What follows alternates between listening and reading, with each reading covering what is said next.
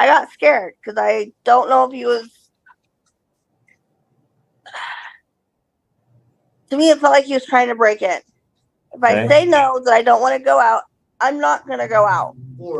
Okay. And I started to come back down again and knock on the door again. It was more or less over praying with him. I would ask to pray with them and ask that if I could, they didn't mind if I prayed with them so I could help them, like try to pray for them so that things would get a little easier for them. They were having some stuff. I wasn't meaning any kind of harm or any kind of ill will on them. I didn't want any ill will. The original way that I met them, sir, was on a Sunday. I was on Thanksgiving. It was on Father's Day Sunday. I met them. And I was inside their home for a moment, and I noticed that their home, it was a little dirty, and so the stuff going up in my house through the vents upstairs and the smell. That's the reason why I burned the incense, because the smell that goes out through the house outside their apartment. That's the reason why I burned incense, because it smells really, really bad. But he had it in front of our window, and this isn't the first time I've seen him look through our bedroom windows. Okay, and tell me the incident that happened that you saw him looking through your window. It was late at night. It was late at night. We were getting ready to go to bed, and I happened to look over at the window, and he's just looking straight through. Okay, that's... Today, in Judge Boone's courtroom, we have a case that is like an episode straight out of Jerry Springer's studio. As we've got a trailer park tale that's more intense than your average neighborhood dispute. The defendant is a man accused of harassing the couple in the trailer right next door. And the plaintiff, a woman residing with her husband, claims the defendant's been a persistent nuisance, peering into their windows and even trying to get inside their home. She's gone as far as securing a restraining order against him. But as always, there's another side to this story. The defendant's version is a bit different. He insists he's a good Samaritan, lending a helping hand by offering to clean the couple's trailer because of a mysterious lingering odor. On top of that, he claims his knocking was just an invitation for the neighbors to join him in prayer. So, now it is Judge Boone's job to step in and sort through this mess. Will he be able to navigate this bizarre drama and bring this trailer park saga to a civilized resolution? Stay tuned to find out. Yes, and then the other one was he was trying to tell me about the other incident that you're alleging. Yes, sir. The other one was when I was in my house. I was trying to get a couple things done, and Mr. Witherby kept trying to knock on my door. I said I was busy. I didn't want to come out, and I had my door locked, and he kept trying to open the door, like he was trying to break into my house. If I say I don't want to go out somewhere, I'm not going to go out. You should have been decent enough to leave me alone. Okay, and what were you feeling when that happened? I got scared because I don't know if he was. To me, it felt like he was trying to break in. If I say no, that I don't want to go out, I'm not going to go out. Okay. He should have been kept trying to knock on my door and acting like he was trying to come in. All right. Any other incidences that you're alleging or that have happened that you want the court to know about?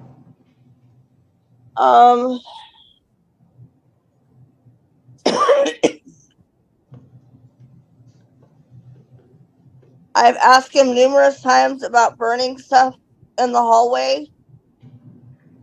And he keeps Does it have to do with your safety? Yes, because I have hypoxia and I have asthma. Okay. And he kept trying to tell me it was something else than what it was. And when I went to go to the doctor about it, my O2 stat was fairly low.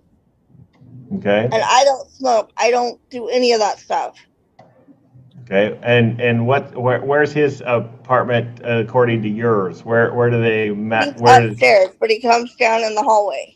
He's upstairs. He comes down the hallway to burn things? He's had it lit in the hallway on a mailbox.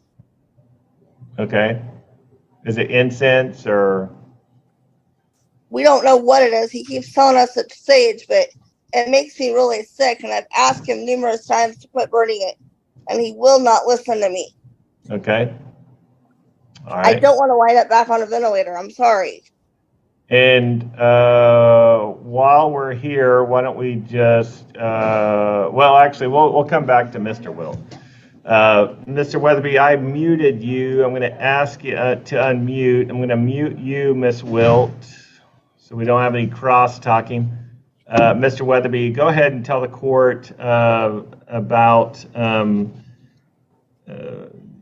you can defend those allegations or tell me anything you have of yourself to speak of.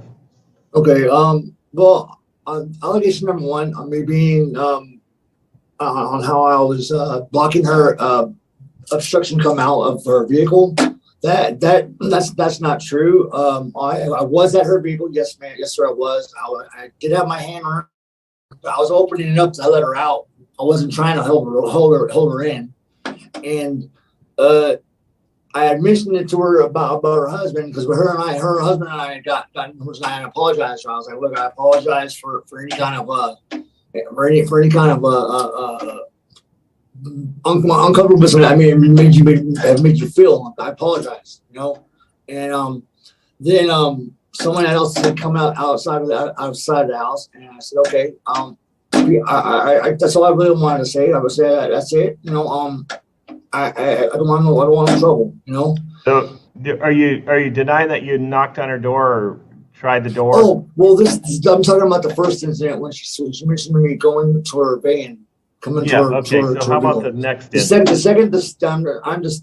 second incident was I was knocking on the door, and I had talked to her just a few moments before, and I started to come back down again, knock on the door again. It was just basically more or less over praying with them.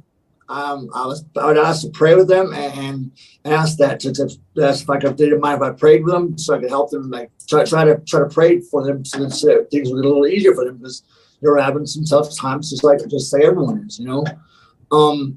And when she said that she wasn't going to come to the door, I said okay. So then I did knock one more at a time. But it was their own, because I knew what other people were in the house that I could have spoken to. You know, it wasn't her. It wasn't her exactly. I was trying to speak to begin with, and I wasn't meaning any kind of harm or any kind of ill will on them. I didn't want any ill will. The original way that I met them, sir, was on a Sunday. I was on Thanksgiving. It was on Father's Day Sunday. I met them, and I was inside their home for a moment, and I noticed that their home, you know, it was a little dirty, you know, and so I just said, I said, look, I'll make a deal with you.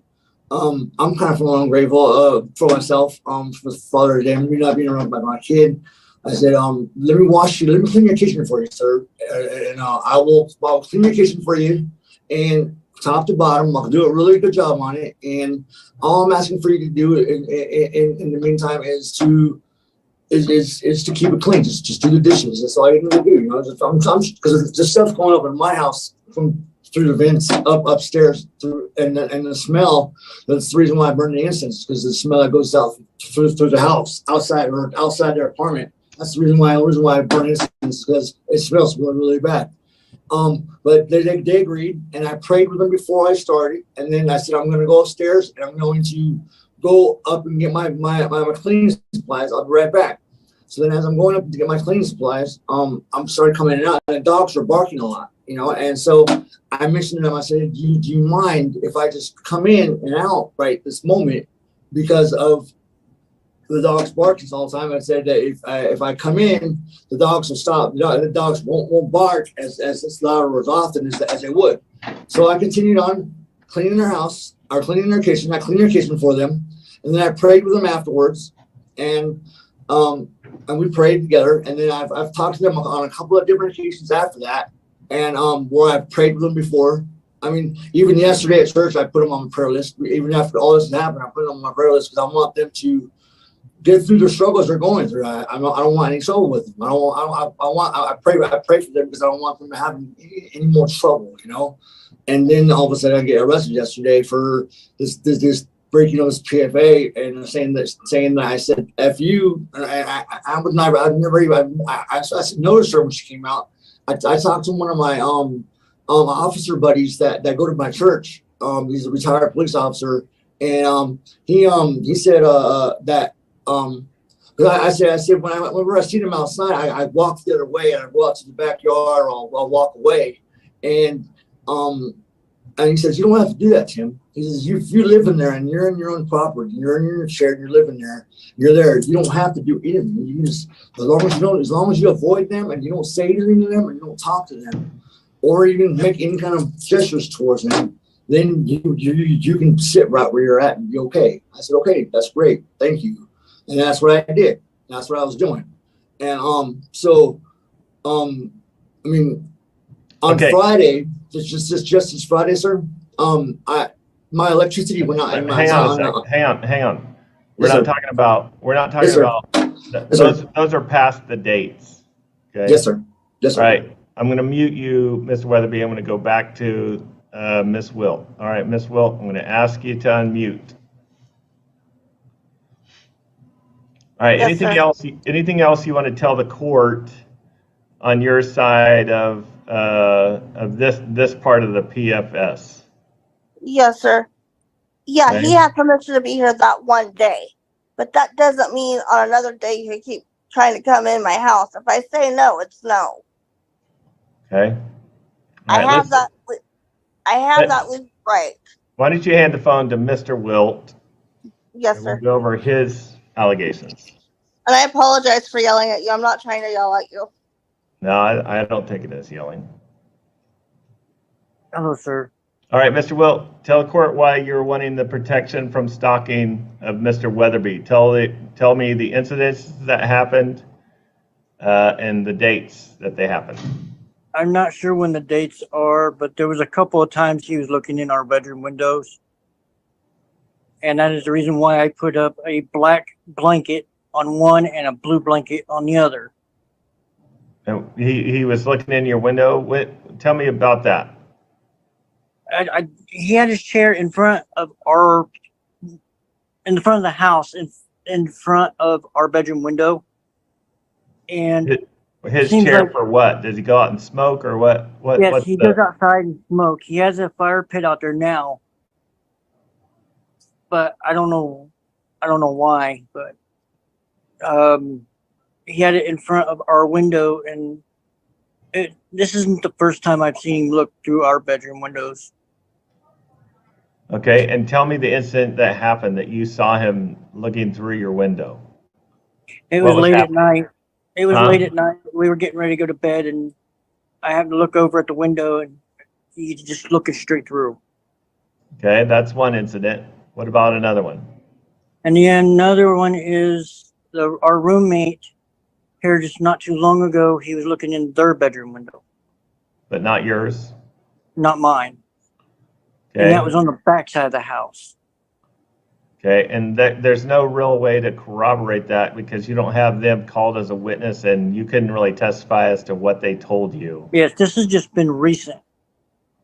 Yeah, so you wouldn't be there. All right. I'm going to mute you, Mr. Wilt. Mr. Weatherby, I'm going to ask you to unmute here. Yes, sir. All right, Mr. Weatherby, tell the court about The allegation anything you'd like to say about that. Yes, sir. For one, I'm legally blind. I can't see very far in front of me anyway. I wouldn't be looking in nobody's windows. My chair was facing when I had it at the porch. It's facing towards the street, not towards their window. So, and it's a bigger chair, so I can't really look behind me and see what's anything behind me. And I'm not really looking behind me. There's nothing behind me to look at. I was looking. How far can you see, Mr. Weatherby? How far can you see? How far can you see? I have double vision and purple vision, and my depth perception is really bad off, so I can't see very well at all. Okay. I can't see very well. I can see like from me to you right here, close like this. I can see, but it's still kind of blurry. But other than that, I can't see. That's why I can't drive. And I have a bicycle. I did have a bicycle, and then I rode my bicycle around town to get around. And when I went to jail that day, the first time I went to jail, my bicycle got stolen for the first time. I mean, Do you wear glasses? Normally I would wear glasses, but I sat down on them just a while back. I sat on them and they broke, so I haven't been able to wear them. So I need to go back and get a new doctor's one for eyeglasses. All right. I collect disability for it. All right, listen. Here's my ruling. I'm going to rule that the plaintiff and the defendant showed up.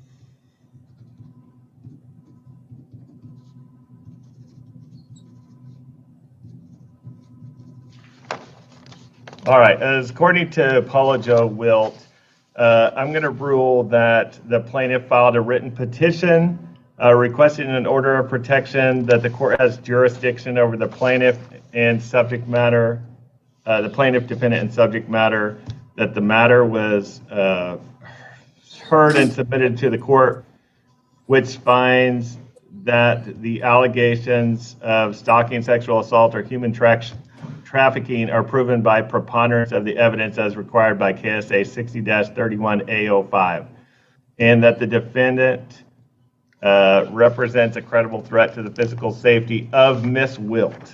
Okay, so I'm going to order that you not have any contact with Miss Wilt, Mr. Weatherby, for 1 year.